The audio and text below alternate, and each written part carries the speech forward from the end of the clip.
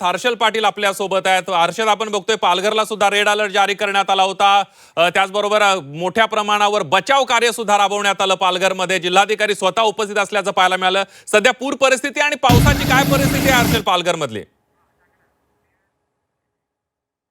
नक्कीच पालघरमध्ये सकाळपासून मुसळधार पाऊस पडतो. अक्षरशः पावसानं पूर्ण पालघर जिल्हा, किनारपट्टी असेल, ग्रामीण भाग असेल किंवा शहर असेल, पूर्ण झोडपडून काढलेलं आहे. आपण जर पाहिलं तर पालघरच्या किनारपट्टीवर मोठ्या प्रमाणात पाऊस झाला, त्यामुळे पालघर रेल्वे स्टेशन असेल, सफाळा असेल, केळवा असेल, ह्या सर्व रुळांवर पाणी आल्यामुळं रेल्वे सेवा ठप्प झालेली आहे. लांब पल्ल्यांच्या गाड्या अडकून पडलेल्या आहेत ठिकठिकाणी आणि मोठ्या प्रमाणात जनजीवन हे विस्कळीत झालेलं आहे. त्याचप्रमाणे जो झांझरोळी बंधारा आहे, केळवा जो परिसर, त्यामध्ये बरेच लोक जे ते अडकून पडलेले आहेत. एनडीआरएफची टीम सुद्धा पालघरमध्ये दाखल आहे आणि एनडीआरएफच्या टीमने जवळपास आतापर्यंत 200 लोकांना रेस्क्यू केलेला आहे. त्याचप्रमाणे पालघर शहरातले सगळे रस्ते पाण्याखाली गेलेले आहेत.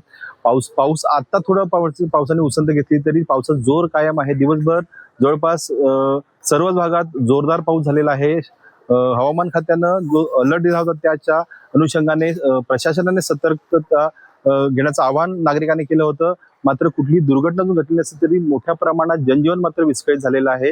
रात्री सुद्धा अतिवृष्टीचा इशारा हवामान खात्याने दिला, त्यामुळं नक्कीच सर्व जे लोक आहेत त्यांनी सतर्क राहावं असा इशारा प्रशासनाकडून देण्यात आला आहे.